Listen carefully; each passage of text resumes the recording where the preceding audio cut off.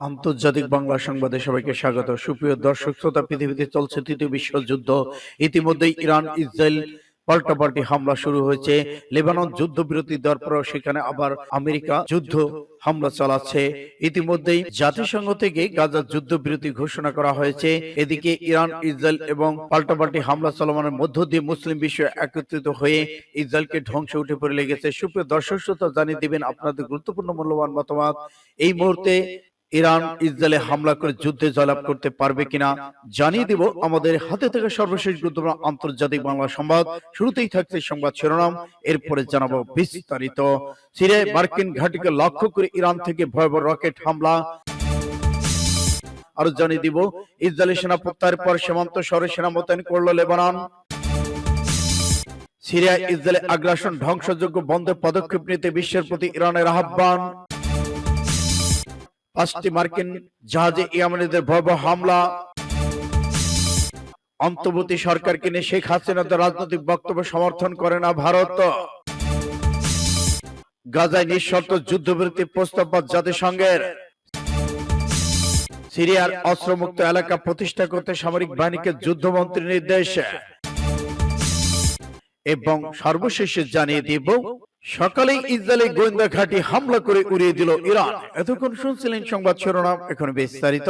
তবে অনুরোধ থাকবে এই ভিডিওটিতে একটি লাইক দিন এবং কমেন্টস করে জানিয়ে দিন আপনি কোন জেলা থেকে বা কোথা থেকে আমাদের সাথে যুক্ত রয়েছেন। এবং ইসরায়েল ফিলিস্তিন লেবানন ইরান যুদ্ধে সর্বশেষ ভয়ঙ্কর আপডেট গুরুত্বপূর্ণ বাংলা সংবাদ হাতে পেতে চ্যানেলটি সাবস্ক্রাইব করে আমাদের সঙ্গে থাকুন এবং জানিয়ে দিন আপনাদের মূল্যবান মতামত। ধন্যবাদ। সিরিয়ার মার্কিন ঘাঁটিকে লক্ষ্য করে ইরাক থেকে রকেট হামলা। সিরিয়ার উত্তর পূর্বাঞ্চল যুক্তরাষ্ট্রের সামরিক ঘাঁটিকে লক্ষ্য করে ইরাক থেকে বেশ কয়েকটি রকেট হামলা করা হয়েছে। গতকাল রাতে ইরাকের জুম্মন শহর থেকে এই হামলা চালানো হয়েছে। গত ফেব্রুয়ারির পর এই প্রথম ইরাক থেকে মার্কিন সেনাদেরকে লক্ষ্য করে হামলা চালানো হয়। সেই সময় দেশটির অবস্থান করা ইরানপন্থী বিভিন্ন সশস্ত্র গোষ্ঠী যুক্তরাষ্ট্র নেতৃত্বাধীন আন্তর্জাতিক বাহিনীর উপর নিয়মিত হামলা চালাচ্ছে। গতকাল হামলায় এ সময় হামলা চালানো হলো যখন একদিন আগে ইরাকের প্রধানমন্ত্রী মোহাম্মদ শিয়া আল সুদানি যুক্তরাষ্ট্র সফর করে দেশে ফিরছিলেন। সফরে মার্কিন প্রেসিডেন্ট জো বাইডেনের সঙ্গে সাক্ষাৎ করেছেন তিনি। ইরাকের সশস্ত্র গোষ্ঠী কাতাইবে হিজবুল্লাহ সংশ্লিষ্ট একটি টেলিগ্রাম গ্রুপে বলেছে, ইরাকের মার্কিন নেতৃত্বাধীন আন্তর্জাতিক বাহিনী কার্যক্রম বন্ধে আলোচনা সম্ভব অগ্রগতি রয়েছে। এ কারণে প্রায় 3 মাস স্থগিত রাখার পর সশস্ত্র গোষ্ঠীগুলো আবার হামলা সিদ্ধান্ত নিয়েছে।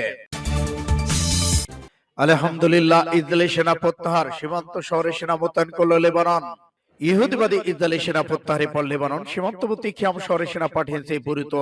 সম্প্রতি আমেরিকা ফ্রান্সের মধ্যস্থতায় ইহুদিবাদী ইসরায়েল এবং লেবাননের মধ্যে যুদ্ধবিরতি চুক্তির পর এই এলাকা থেকে দখলদার বাহিনীকে প্রত্যাহার করা হয়েছে। বুধবার এক বিবৃতিতে লেবানন সশস্ত্র বাহিনী ঘোষণা করে তারা খিয়াম শহরের আশপাশে 5টি অবস্থানে সেনা মোতায়েন করেছে। এই বিষয়ে লেবানন বাহিনী জাতিসংঘের অন্তর্বর্তী বাহিনী এবং ইউনিসেফের সাথে সমন্বয় করেছে। ইসরায়েলের শত্রু সেনা প্রত্যাহার পরপরই ওই এলাকায় সেনা মোতায়েনের একটি প্রথম ধাপ। বিবৃতিতে আরো বলা হয়েছে, বিশেষায়িত ইউনিট মোতায়েনের মধ্য দিয়ে পরবর্তী পর্যায়ে সেনা মোতায়েনের প্রতিক্রিয়া সম্পন্ন করা হবে। বিশেষায়িত সেনা শহরে বিস্ফোরিত অস্ত্র অপসারণ করার কাজ চলমান রয়েছে। এদিকে লেবানন প্রধানমন্ত্রী নাজির মিকাতি বলেছেন, খিয়াম শহরে সেনা মোতায়েনের মধ্য দিয়ে দক্ষিণ এলাকা লেবানন সামরিক উপস্থিতি জোরদার করার বিষয়ে মৌলিক পদক্ষেপ নেওয়া হয়েছে। যুদ্ধবিরতি চুক্তির সিদ্ধান্ত মোতাবেক এইসব সেনা মোতায়েন করা হয়েছে যে বলে তিনি জানান। সেনা মোতায়েনের সিদ্ধান্ত বাস্তবায়ন তিনি সশস্ত্র বাহিনীকে ধন্যবাদ দিয়েছেন। সূত্র পাস টুডে SIBGAR। সিরিয়ায় ইসরায়েলি আগ্রাসন ধ্বংসযজ্ঞ বন্ধে পদক্ষেপ নিতে বিশ্বের প্রতি ইরানের আহ্বান। ইসলামী প্রজাতন্ত্র ইরানের পররাষ্ট্রমন্ত্রী সাইদা আব্বাস শাহ আরাকচি ইহুদিবাদী ইসরায়েলি আগ্রাসন এবং সিরিয়ায় চলমান ধ্বংসযজ্ঞ বন্ধে আঞ্চলিক দেশগুলোকে ঐক্যবদ্ধ হওয়ার আহ্বান জানিয়েছেন। তিনি সামাজিক যোগাযোগ মাধ্যম এক্সে এক পোস্টে এই আহ্বান জানিয়েছেন। তিনি লিখেছেন, ইহুদিবাদী ইসরায়েল সিরিয়ার প্রায় সমস্ত প্রতিরক্ষা বেসামরিক অবকাঠামো ধ্বংস করে দিয়েছে। ইসরায়েল 1974 সালে সমঝোতায় চুক্তি এবং জাতিসংঘ নিরাপত্তা পরিষদে 350 নম্বর ইশতেহার লঙ্ঘন করে সিরিয়ায় আরো ভূখণ্ড দখল করেছে। এই অবস্থায় এই অঞ্চলের সব দেশের উচিত এর বিরুদ্ধে ঐক্যবদ্ধ কার্যকর ব্যবস্থা গ্রহণ করা। ফার্স্ট টুডে এসব তথ্য জানিয়েছে। ইসলামিক প্রজাতন্ত্র ইরানের পররাষ্ট্রমন্ত্রী বলেন, সিরিয়ায় ইহুদিবাদী ইসরায়েল আগ্রাসন চালিয়ে যাচ্ছে। যে কোনো আগ্রাসন মোকাবেলার ক্ষেত্রে জাতিসংঘ নিরাপত্তা পরিষদের মূল দায়িত্ব পালন করার কথা থাকলেও মার্কিন ধারার কারণে এই প্রতিষ্ঠানটি নিষ্ক্রিয় দর্শনে পরিণত হয়েছে।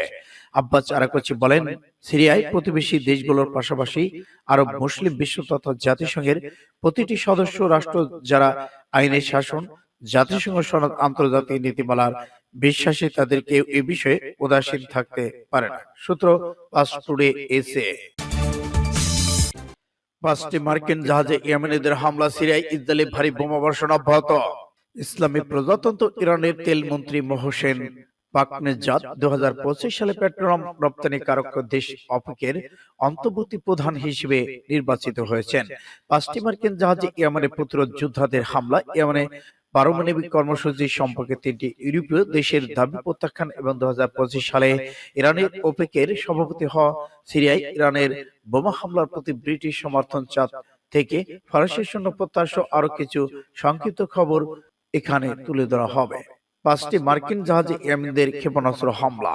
আল আলমের প্রতিবেদনে বলা হয়েছে, ইয়েমেনের সশস্ত্র বাহিনীর মুখপাত্র ইহয়া সারি মঙ্গলবার রাতে ঘোষণা দিয়েছেন যে দেশটির সশস্ত্র বাহিনী 5টি মার্কিন জাহাজে ক্ষেপণাস্ত্র হামলা চালিয়েছে। তিনি আরো জানান, ইয়েমেনের সশস্ত্র বাহিনী জিবুতি বন্দর নগর ত্যাগ করার পর 3টি আমেরিকান সাহায্য প্রেরণকারী জাহাজ এবং এডেন উপসাগর 2টি আমেরিকান ডেস্ট্রয়কে লক্ষ্য করে হামলা চালিয়েছে।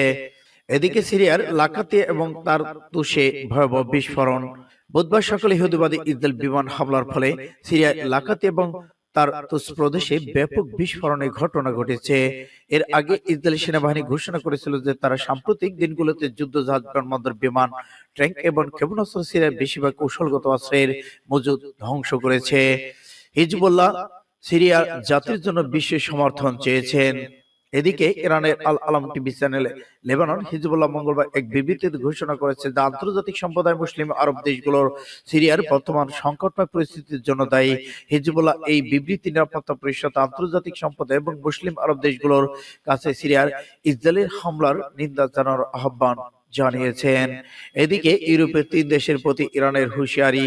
ইউরোপের 3 দেশকে কঠোর পরমাণু কর্মসূচির বিরুদ্ধে ইউরোপের 3 দেশকে অভিযোগ জানিয়ে উত্তর কোরিয়া জাতিসংঘ নিযুক্ত ইরানের স্থায়ী প্রতিনিধি আমির শাহেদ ইরাভানি, তিনি জাতিসংঘ মহাসচিব নিরাপত্তা পরিষদের প্রেসিডেন্টের কাছে এক চিঠিতে বলেছেন, মাসে মেকানিজম চালু করার যে কোনো হুমকি শুধু অগঠনমূলকই নয়, বরং তা হলে তেহরান কঠোর প্রতিক্রিয়া দেখাবে।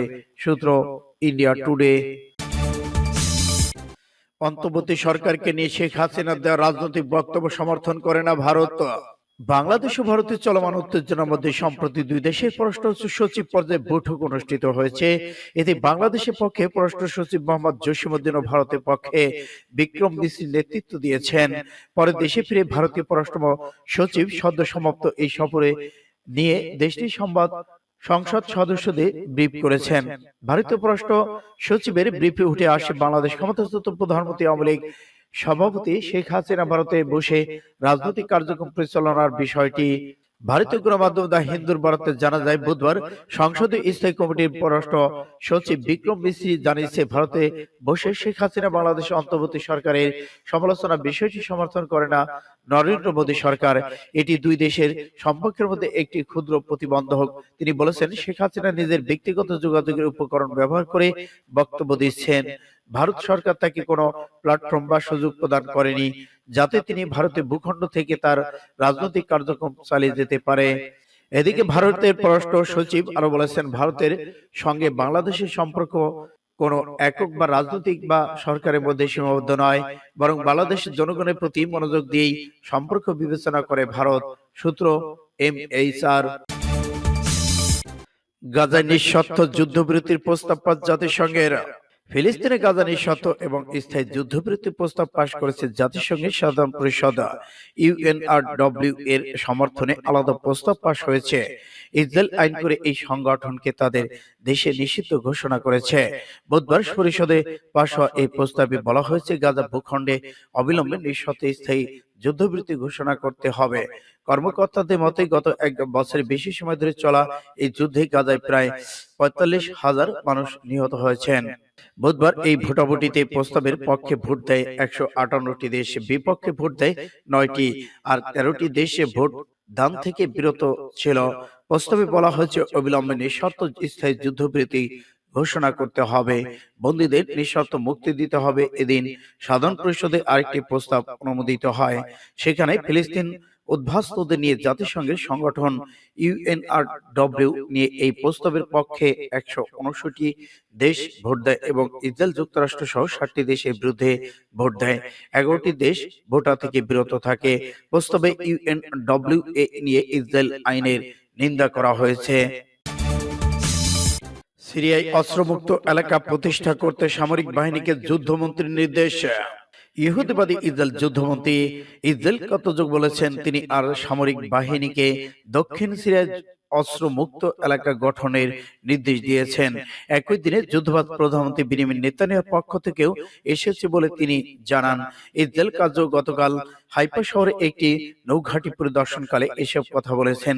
তিনি বলেন, প্রধানমন্ত্রীর সঙ্গে যৌথভাবে আমি ইসরায়েলি বাহিনীকে দক্ষিণ সিরিয়ায় স্থায়ী উপস্থিতি ছাড়াই অস্ত্র সন্ত্রাসী হুমকি মুক্ত একটি প্রতিরক্ষা অঞ্চল প্রতিষ্ঠার নির্দেশ দিয়েছে। ইসরায়েল কার্যত আরো বলেছেন, তাদের বাহিনী হামলায় সোমবার সিরিয়ার নৌবহর ধ্বংস হয়ে গেছে। এদিকে সিরিয়ার প্রেসিডেন্ট বাশার আল আসাদ সরকারের পতনের পর যুদ্ধবাজ বেনিয়ামিন নেতানিয়াহু 1974 সালের চুক্তি বাতিল করে গোলান মালভূমির বাফার জোন দখল করার নির্দেশ দিয়েছেন। গতকাল ইসরায়েলি সামরিক বাহিনী একজন মুখপাত্র জানিয়েছেন, তাদের সেনারা সিরিয়ার ভূখণ্ডে প্রতিষ্ঠিত অসামরিক বাফার জোন এবং সেই সাথে আশপাশের কিছু পয়েন্টে অবস্থান নিয়েছেন। তবে তিনি দাবি করেন, বাফার জোনের বাইরে ইসরায়েলি সেনারা প্রবেশ করেনি।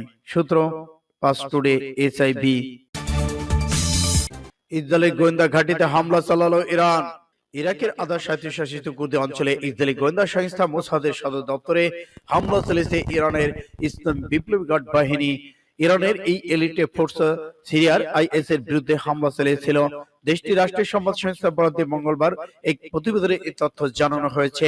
ইরানের বিপ্লবী গার্ডস এক বিবৃতিতে বলেছে, জায়নিস্টদের সাম্প্রতিক সহিংসতার প্রতিক্রিয়ায় বিপ্লবী গার্ডস এক্সিস এবং রেজিস্ট্যান্সের কমান্ডারের হত্যার কারণে ইরাকের কুর্দি অঞ্চলে ইসরায়েলি গোয়েন্দা সংস্থার প্রধান গোপন দপ্তর হামলা চালিয়ে ধ্বংস করা হয়েছে। রয়টার্স সাথে ইরানের সংবাদ সংস্থা প্রতিবেদনটি যাচাই করতে পারেনি। এ বিষয়ে মন্তব্যের জন্য তাৎক্ষণিকভাবে ইসরায়েল কর্মকর্তার সঙ্গে যোগাযোগ করা হয়নি বলেও জানিয়েছে রয়টার্স। এদিকে যুক্তরাষ্ট্রের পররাষ্ট্র দপ্তর ইরবিলের কাছে ইরানের হামলার নিন্দা করেছে। তারা এই ঘটনাকে ইরানের বিপ্লব কাজ বলে অভিহিত করেছেন। তবে মার্কিন কর্মকর্তা বলেছেন, হামলার মার্কিন কোনো স্থাপনা লক্ষ্য করা হয়নি বা হতাহতের ঘটনা ঘটেনি। সূত্র আরব নিউজের।